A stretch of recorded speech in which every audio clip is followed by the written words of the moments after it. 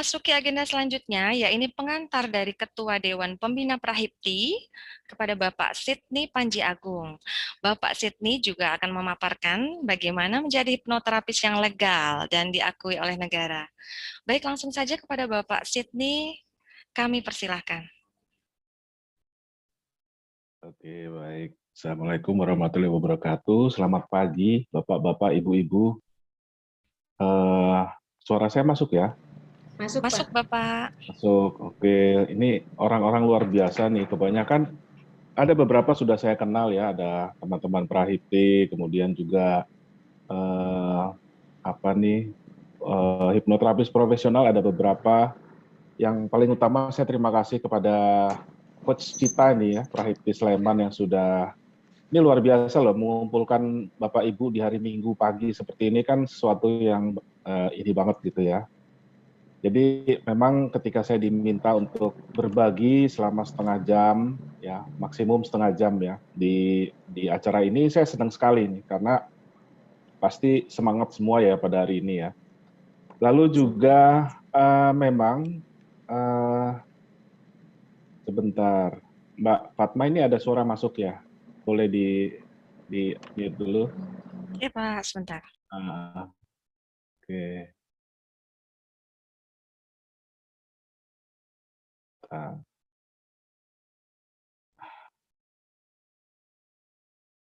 Sudah? Sudah ya? Oke. Oke. Baik.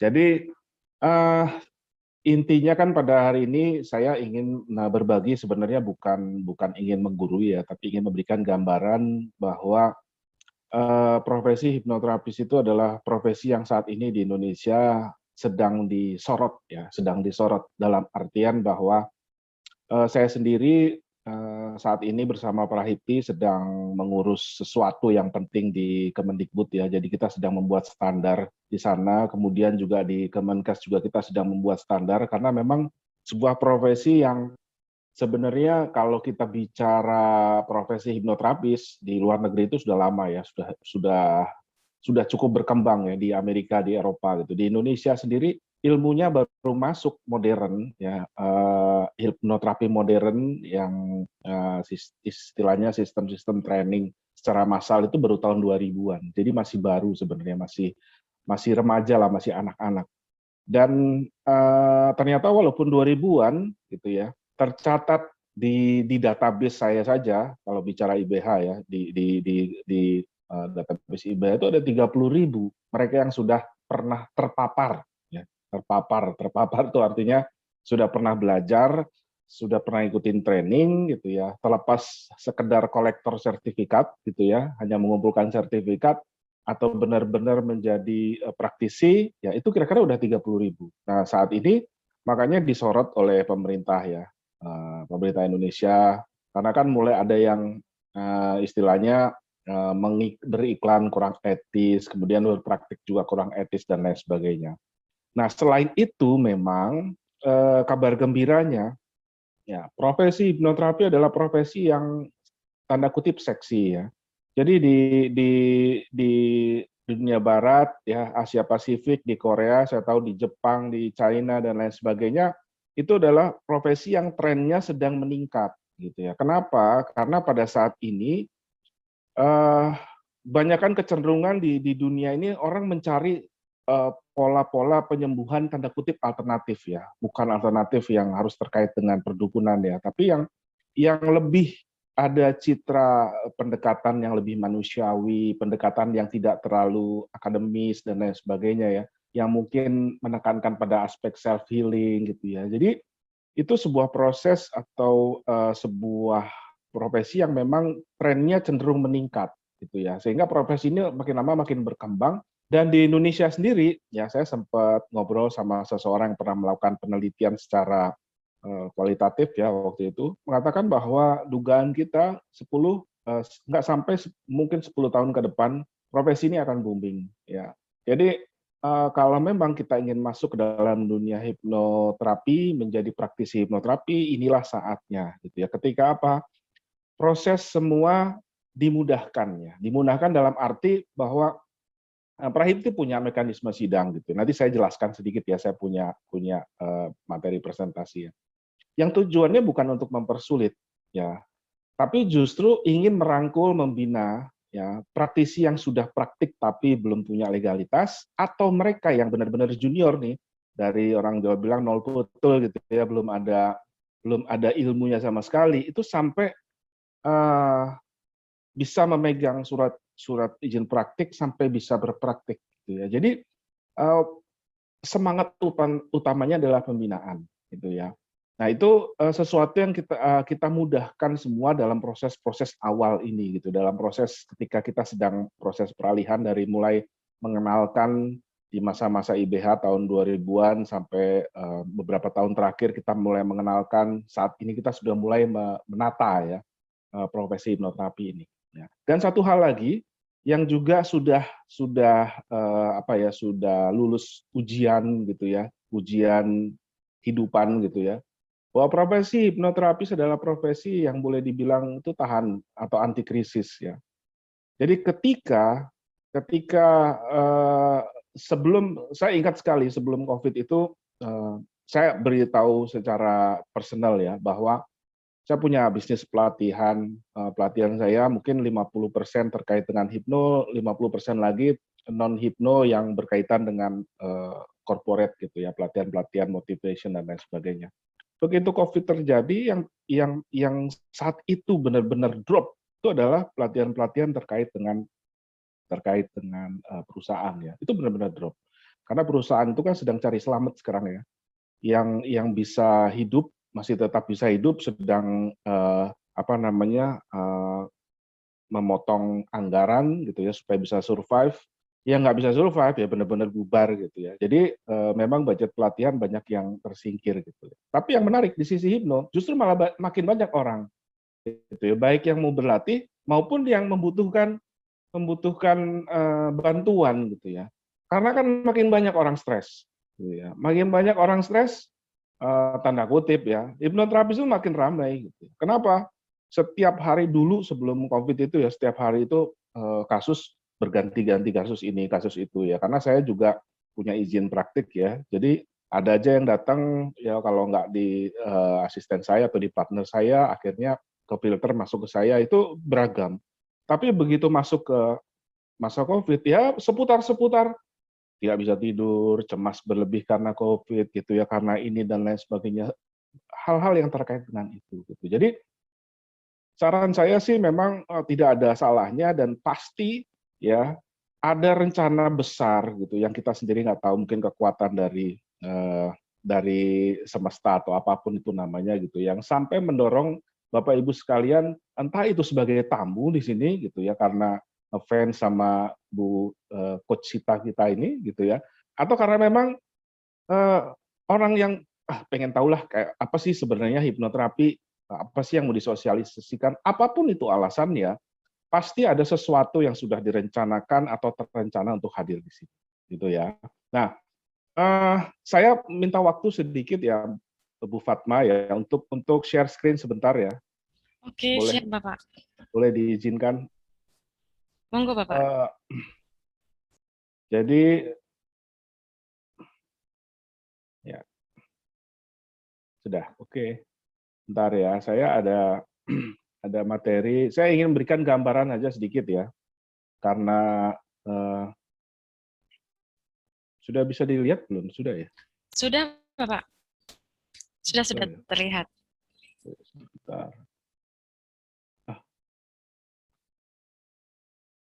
Oke, sudah ya.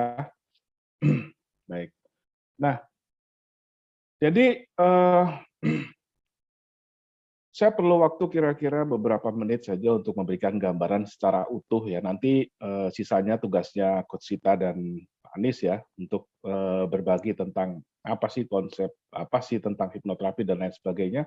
Saya lihat dari aspek legalnya saja.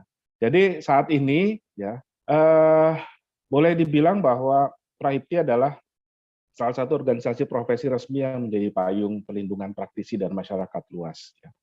Pak, salah satu maksudnya apa? Di luar ada di luar, walaupun modalitasnya bukan murni hipnoterapi ya. Kalau kita memang fokus hipnoterapi gitu ya. Nah, tetapi perhatikan bahwa saya ingin berikan gambaran di Prahipti. Prahipti dirancang memang menjadi organisasi profesi yang resmi, yang profesional maksud saya. Jadi profesional. Artinya apa? Tidak ada yang terlalu kuat di Prahipti nanti. Kita punya tiga tiga apa namanya, tiga fungsi ya, yang masing-masing punya ketuanya, yang tidak akan mungkin istilahnya menjadi diktator, menjadi yang lebih tinggi daripada yang lain, tidak ada gitu ya. Jadi saya di Dewan Pembina tugasnya hanya mengarahkan gitu ya. Ada Dewan Pengurus, Dokter Mardi, spesialis kedokteran jiwa, beliau yang menjadi ketua umum Dewan Pengurus saat ini ya. Lalu ada Dewan Pengawas Pak Ferdians. Kita bertiga kita punya visi yang sama bahwa praktisi hipnoterapi entah itu mereka yang punya latar belakang awam ya, non tenaga kesehatan maupun mereka yang punya tenaga kesehatan, kita punya visi dan cita-cita yang sama. Kita harus majukan di Indonesia sebelum hipnoterapi itu sendiri akhirnya sudah terlalu apa ya, kompleks untuk ditertibkan ya.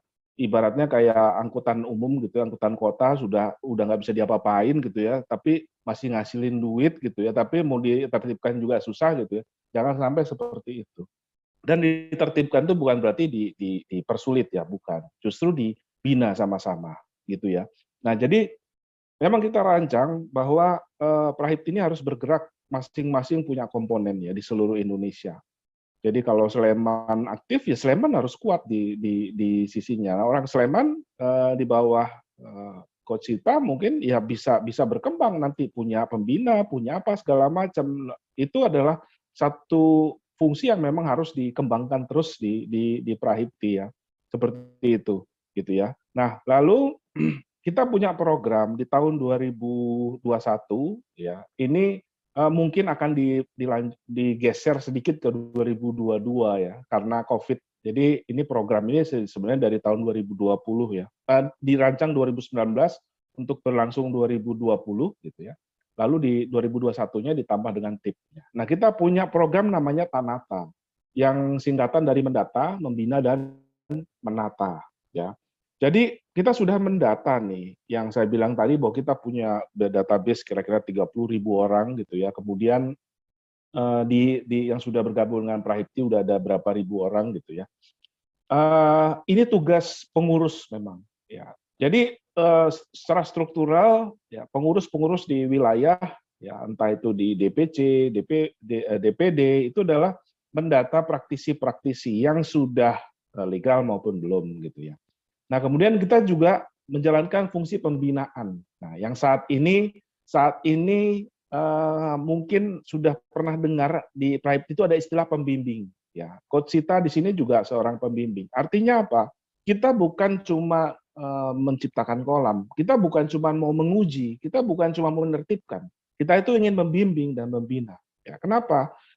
Karena itulah cara terbaik kita dalam proses pembelajaran dan juga apa namanya meningkatkan kompetensi kita, pengalaman kita. Ya, cara terbaik kita untuk maju adalah kita harus memiliki mentor. Saya jamin seperti itu. Kenapa? Kalau kita tidak punya mentor, kita akan nyungsep dulu ini segala macam gitu ya. Kita akan rugi biaya, kita akan rugi energi, kita akan rugi waktu dan lain sebagainya. Yang segala sesuatunya mungkin sudah pernah dilewati oleh mentor kita gitu ya. Makanya ketika kita punya program pembinaan gitu ya, di tahap awal tidak ada fungsi pembimbing, ya, kemudian kita putuskan pembimbing itu adalah salah satu cara yang tepat supaya kita ya seorang praktisi baik yang baru maupun yang sudah berjalan tapi belum profesional gitu ya, itu bisa melakukan apa yang namanya quantum leap, gitu ya, sebuah proses lompatan bersifat kuantum gitu ya, yang supaya lebih maju. Gitu ya. Makanya di Prahipti ada istilah pembimbing. Ya. Nah, yang ketiga, ya, kita punya fungsi menata, punya program menata. Ya.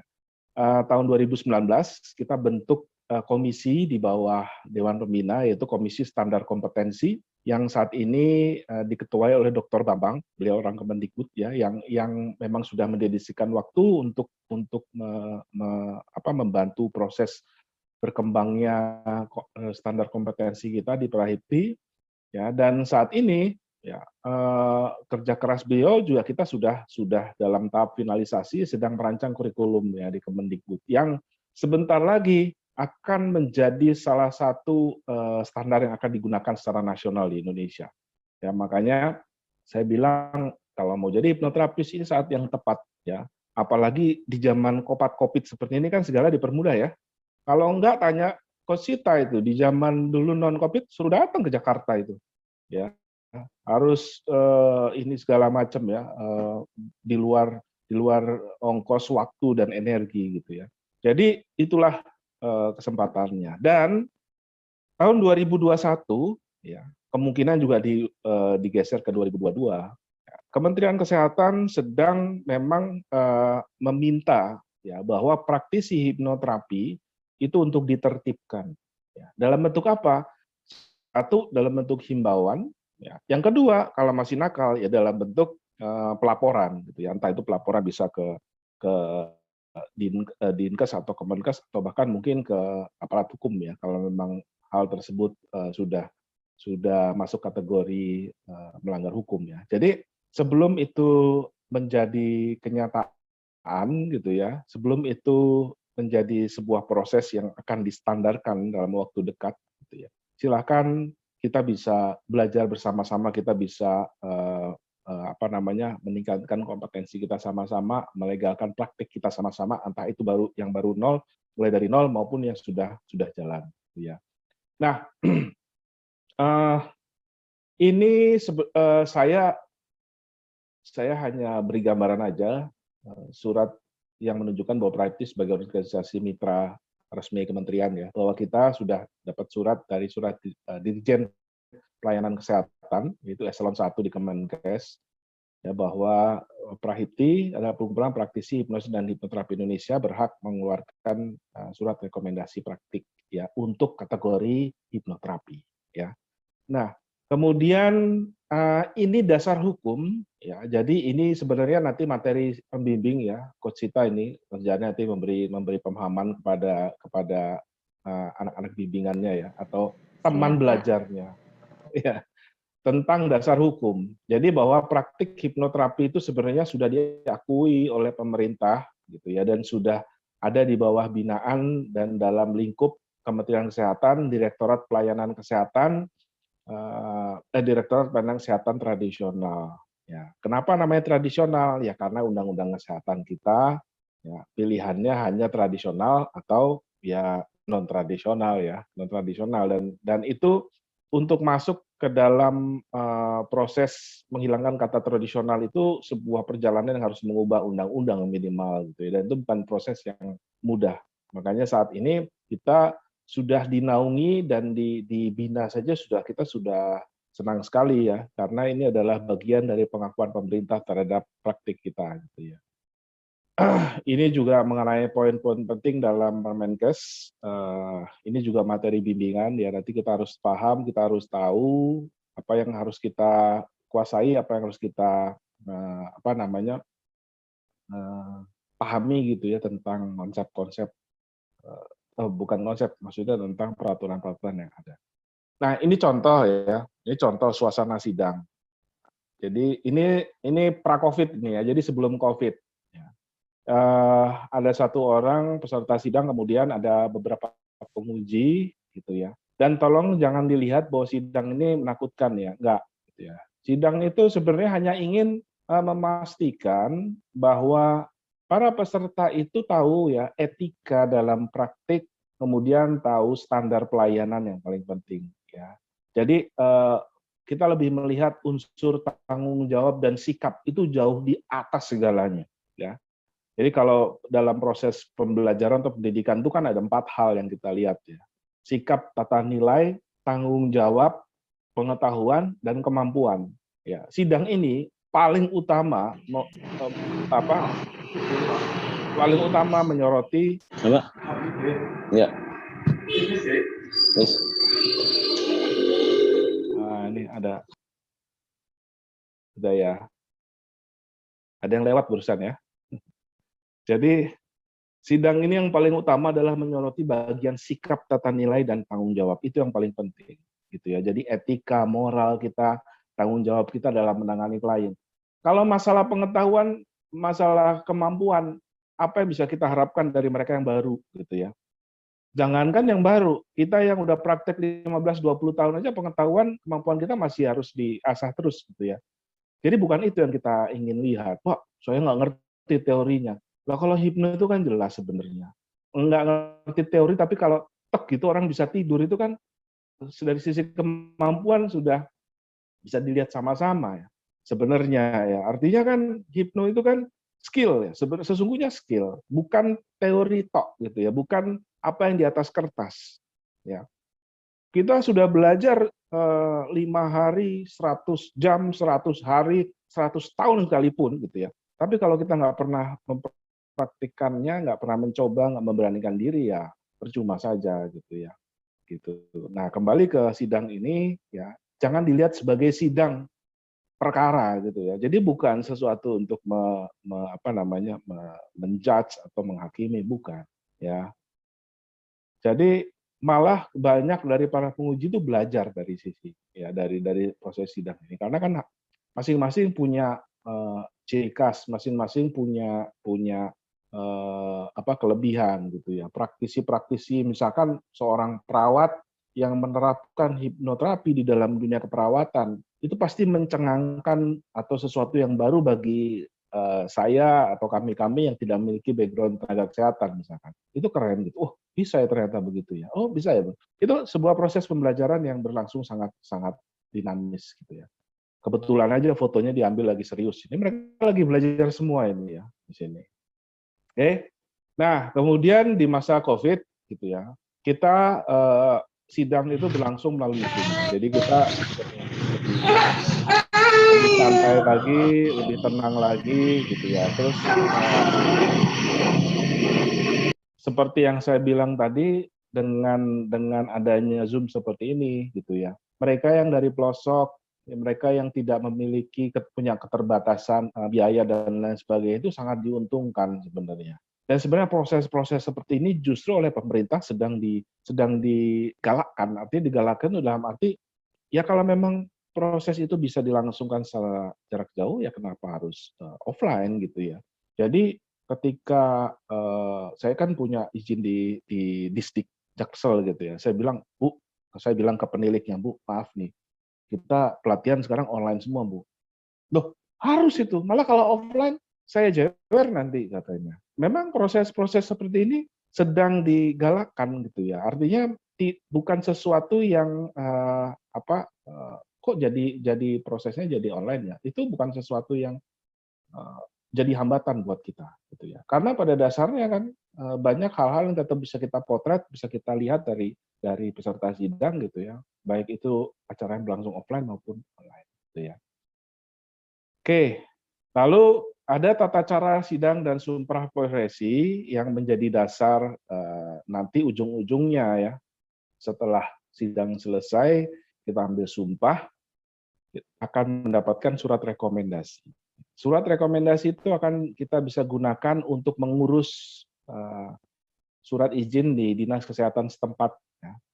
Kalau nggak tahu gimana caranya, bisa tanya ke Coach Sita ya, di daerah Jogja. Rasanya juga nggak sulit, di Jakarta juga nggak sulit ya. Kadang-kadang malah kita yang perlu menjelaskan kepada pemerintahnya gitu. Karena kan ini terus terang masih baru ya. Baru itu artinya gini.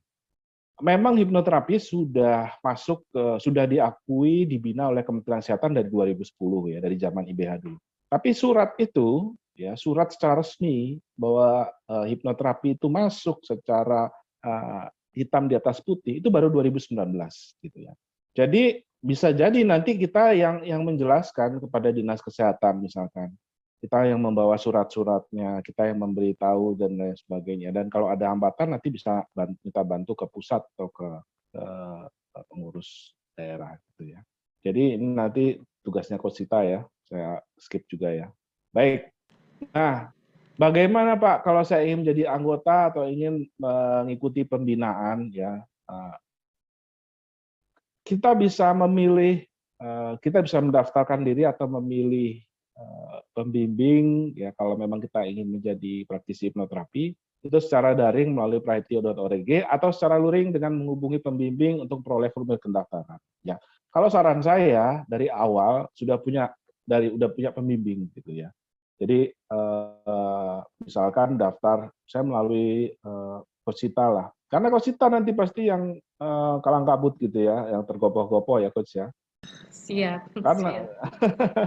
Karena saya tahu beliau ini orang yang sangat bertanggung jawab ya. Maksudnya dari dulu, dari awal zamannya kongres dan lain sebagainya, sering membantu murid-muridnya apa segala macam, dikolektifkan ya apa segala macam gitu ya. Nah, selain itu juga, kalau kita sudah punya pembimbing dari awal gitu ya, ya bisa ketika ada kendala kita bisa dengan mudah ya